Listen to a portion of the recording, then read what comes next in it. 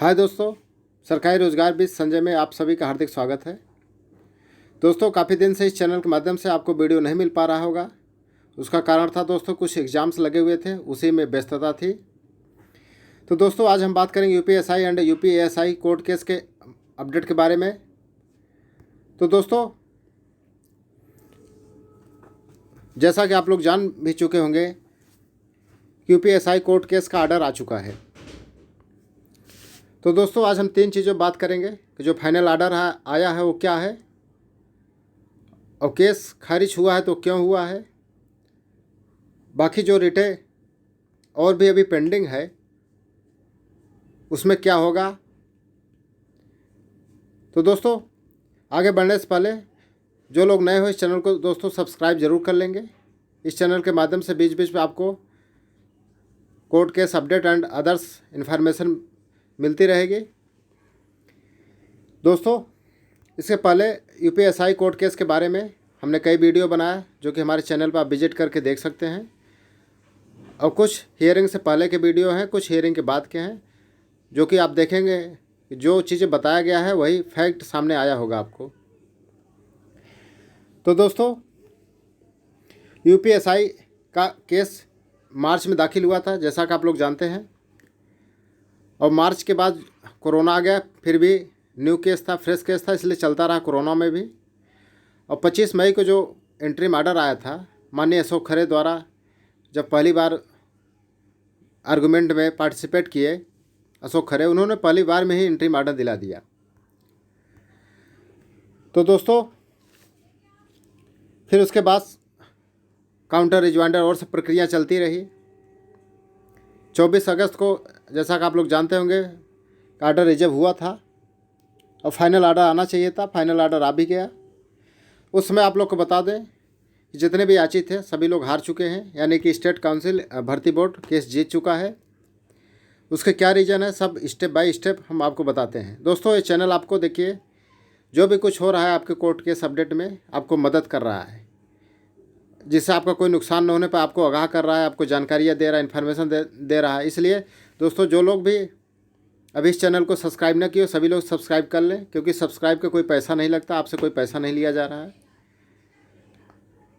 आप सब्सक्राइब जरूर कर लेंगे, क्योंकि आपके लाइफ में बहुत इम्पोर्टेंट रोल प्ले करने वाला है चैनल। सिर्फ कोर्ट केस ही नहीं, और भी अदर वैकेंसी से रिलेटेड सारी जानकारियाँ, इन्फॉर्मेशन आपको फैक्ट और तथ्य, ट्रुथ के साथ आपको अवेलेबल कराया जाता है। तो दोस्तों, इस केस को हारने में किसकी लापरवाही थी, क्या था, सब हम जानते हैं।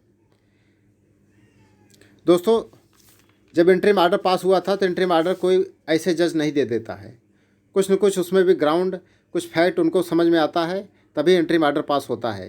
यानी आपका केस इतना मजबूत था कि इंटरिम ऑर्डर जल्दी किसी केस में पास नहीं होता है, पारित नहीं होता है, यानी कि कोई जज देता नहीं है। लेकिन तब पर भी आपके केस में इंटरिम ऑर्डर जज साहब द्वारा दिया गया, तो आपके केस में कुछ पॉइंट ऐसे थे जो बहुत स्ट्रांग थे, लेकिन उस स्ट्रांग पॉइंट को आपने अंततः भुना नहीं पाया, अपने पक्ष में नहीं कर पाए, यानी जज को कन्विंस नहीं कर पाए।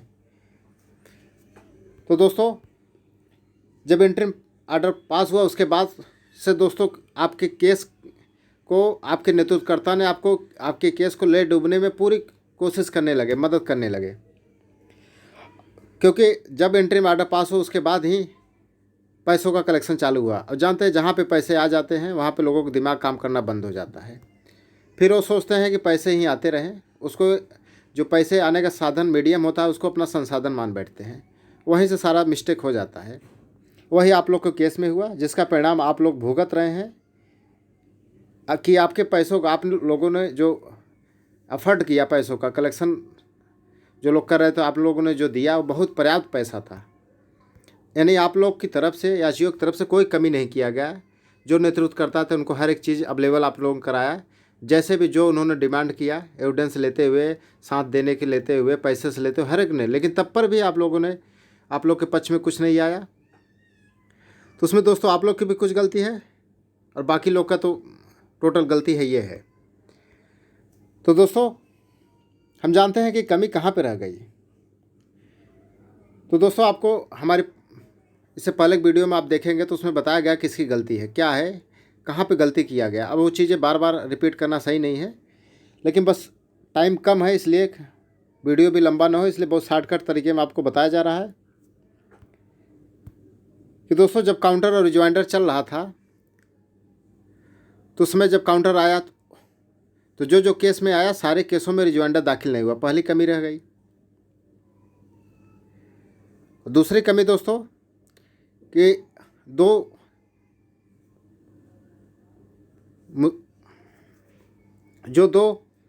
नेतृत्वकर्ता आप लोगों ने चूज किए थे, ज़्यादातर वैसे केस तो बहुत थे, लेकिन जो ज़्यादा से ज़्यादा बच्चे जो है फेवर में आए थे 2 लोग के ऊपर, उसमें से अगर हम फर्स्ट वाले की बात करें, लीडिंग केस वाले की, तो उनके उस लीडिंग केस में कोई सीनियर एडवोकेट इन्वॉल्व नहीं था, सबसे बड़ी कमी थी।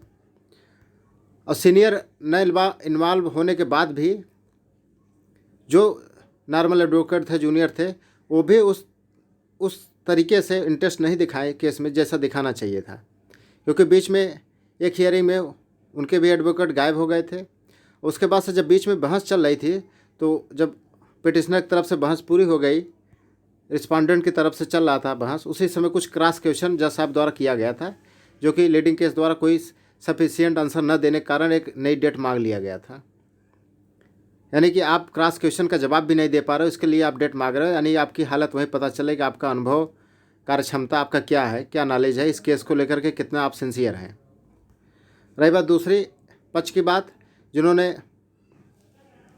कई बच्चों ने सपोर्ट किया सीनियर एडवोकेट करने के लिए, शुरू से हम लोग भी साथ थे सब लोग कि सीनियर एडवोकेट किया जाए, और वही सीनियर एडवोकेट का परिणाम था अशोक खरे का माननीय, जिससे एंट्री ऑर्डर आया था। अब हम लोग जानते थे, पूरा विश्वास था कि अगर सीनियर एडवोकेट हमारे साथ दिए तो केस कोई माइक लाल हराने वाला नहीं पैदा हुआ है। आज केस इसीलिए हारा गया है क्योंकि उसमें सीनियर एडवोकेट इंटरेस्ट ही नहीं दिखाए। तो इंटरेस्ट दिखाने का सिर्फ मोटो उद्देश्य कुछ रहा होगा उनका, इंटरेस्ट न दिखाने का, क्योंकि नेतृत्वकर्ता में इतनी कमी थी, नो नॉलेज, काम करने का तरीका सही नहीं, ये सब चीज़, इसीलिए मैंने साथ छोड़ दिया दोस्तों। जब आर के ओझा को हायर किया जा रहा था तो मैंने उनसे मुलाकात किया था, उनको उनकी मेंटलिटी देख करके हमें लग रहा था ये कुछ नहीं करेंगे, बस ये अपने भी फॉर्मेलिटी करेंगे जो पैसा लिए हैं, और हुआ वही। माननीय अशोक खरे भी सीनियर एडवोकेट होते हुए भी उन्होंने रिजवाइंडर दाखिल नहीं किया। जो ब्रीफली नोट्स, यानी कि जो भी आप कहना चाहते हैं उस नोट्स उन्होंने जज साहब द्वारा 2 अगस्त तक जमा करने के लिए कहा गया था, वो भी नहीं उन्होंने जमा किया। यानी किसी भी प्रकार का कोई एफर्ट, कोई इंटरेस्ट नहीं दिखाया। आज उसी का परिणाम है दोस्तों कि आप लोग का केस जो है इस मुकाम पे पहुंचा है कि आप लोग हार गए हैं। यानी कि नेतृत्वकर्ता लोग जितना ज़्यादा पैसा बचाने के चक्कर में पड़ गए कि जितना ज़्यादा हो सेविंग कर लेते हैं, बाकी जो केस में होने वाला वो तो होगा ही। उनको ओवर कॉन्फिडेंस हो गया था कि इंटरिम ऑर्डर आ गया है तो फाइनल जजमेंट हम लोग के पक्ष में ही आएगा। लेकिन दोस्तों ये चीज़ें नॉलेज होनी चाहिए कि जब तक आप दुश्मन से जीत न जाए उनको उसको हल्का नहीं समझना चाहिए। और वो लोग क्या है कि बस लंबी लंबी बातें डीलिंग, यानी कि आपके सामने कुछ और बातें, अंदर कुछ और हो रहा था, कुछ काम नहीं हो रहा था, लेकिन आपके सामने ढेर सारे काम बताया जाता था। और दूसरी बात, नेतृत्वकर्ता के अंदर बहुत ढेर सारी कमियां थी, जिसके वजह से जो है आज ऐसी परिस्थितियां थी कि आप लोग हार चुके। यानी कि जब केस फाइनल ऑर्डर पे था तब परिस्थितियां बिल्कुल आपके अनुकूल थी, लेकिन तब पर भी अनुकूल होते हुए आप केस को हार चुके हैं। दोस्तों जब रेट कनेक्ट हो रही थी उसमें हमारी एक केस थी जिसकी वजह से टाइड अप हो। कुछ लोग बता रहे हैं कि स्टेट ने एप्लीकेशन डाला, ऐसा कुछ नहीं था। आप 1 जुलाई 2 जुलाई का ऑर्डर पढ़ेंगे तो उसमें सीधा जो है हमारे केस की वजह से जो है टाइड अप किया गया था मिश्रा जी को सीजे द्वारा, जो कि अश्विनी मिश्रा सब जानते हैं, बहुत अच्छे जज हैं। यानी कि अच्छे जज आपको मिल गए, सारी परिस्थितियाँ जो सर्कमस्टेंस था सब आपके फेवर में था, लेकिन तब पर भी वो आपको केस नहीं जिता पाए, सिर्फ पैसे खाने के लिए कि पैसा कम से कम खर्चा हो, कोई जूनियर इन्वॉल्व करके सीनियर को कम पैसे दे करके पैसा बचा लिया जाए उनके नाम पे। कुछ लोग दोस्त ये बोलते हैं कि हमने कितना वकील को पैसा दिया, आप वकील से बात कर लीजिए। अरे वकील को आप जो बताएंगे वही तो वकील फीस बताएगा। तो दोस्तों लक्ष्य हासिल न हो तो लक्ष्य नहीं छोड़ते हैं, बल्कि लक्ष्य भेदने का तरीका बदलते हैं। तो दोस्तों अब कुछ हम आपको सजेस्ट कर देना चाहते हैं जो हमें समझ में आ रहा है। दोस्तों हमें भी कोर्ट कचहरी का बहुत अनुभव है। जो हमारे वीडियो आप देखते होंगे पुराने, उसमें जो जो बताया जाता वही होता होगा।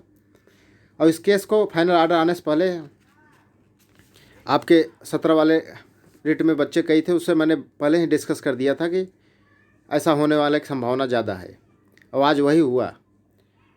तो दोस्तों अब आप लोग कोशिश ये करिएगा कि सुप्रीम कोर्ट न जा करके, क्योंकि वहाँ जाएंगे तो पैसे की बर्बादी होगी। फिर वहाँ से आपको रिटर्न हाई कोर्ट ही सेंड करेगा, वहाँ कुछ पैसे 5-10 लाख रुपए बर्बाद करेंगे, फिर हाई कोर्ट में। तो हाई कोर्ट में कुछ लोग कह रहे थे डबल बेंच से जल्दी खारिज करा लिया जाए, लेकिन दोस्तों देखिए, जब आप डबल बेंच करेंगे तो इतना जल्दी खारिज नहीं होगा। वो आपका पूरा प्रक्रिया जो होता है, इंस्ट्रक्शन, फिर रिजॉइंडर, वो सब चीज़ें वो कंप्लीटली फॉलो करेगा। फॉलो करने के बाद ही जजमेंट देगा, यानी आर्डर रिजर्व नहीं करेगा। डबल बेंच ऐसे मैटर में जल्दी रिजर्व नहीं करते हैं, वो जल्द से जल्द कर देगा। यानी आपके जो खारिज कराएंगे या सिंसियरली आप लड़ेंगे, तब पर भी टाइम उतना ही जाएगा। लेकिन आप लोग कोशिश करेंगे, प्रयास करेंगे जितना जल्द से जल्द डबल बेंच से भी फाइनल हो जाएगा। और ऐसा नहीं कि आपके डबल बेंच आपके अगेंस्ट जाएगा, ऐसा है ये नहीं है। क्योंकि यहाँ पे क्या था, सीनियर कोई अब की बार आप लोग करिएगा, ओनली अशोक खरे जिसे सीनियर एडवोकेट की ही इन्वॉल्व करके पूरी जिम्मेदारियाँ उनको देंगे, तो 100% आप जो है केस में जीत हासिल करेंगे। और दूसरी बात दोस्तों,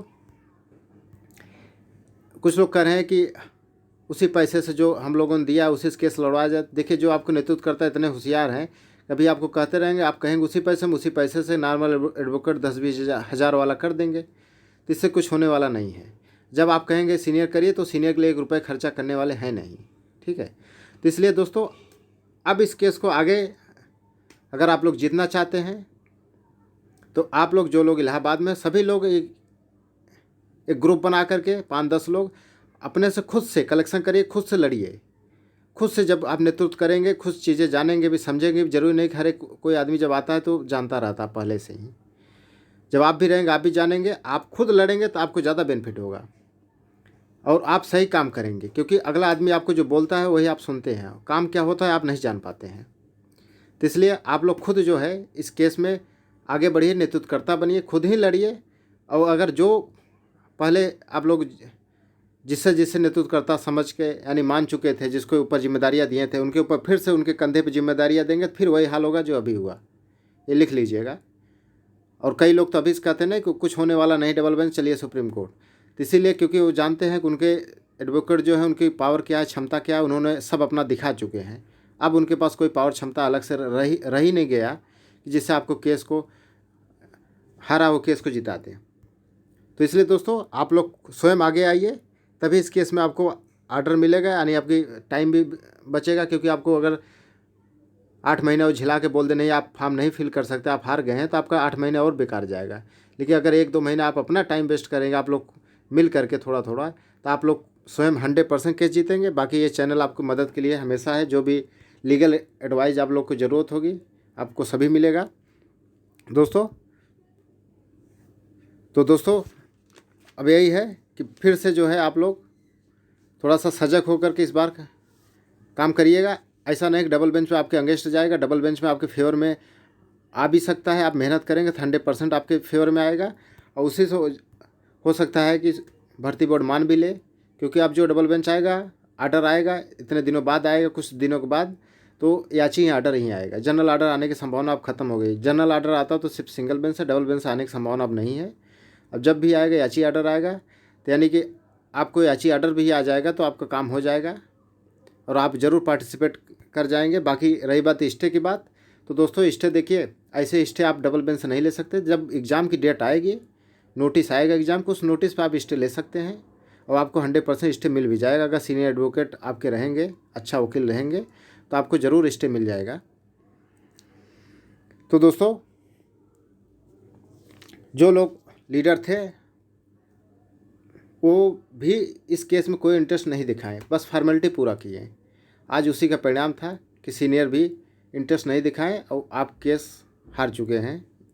बाकी दोस्तों डीबी में आप लोग थोड़ा सजग रहेंगे तो 100% आप लोग जीतेंगे।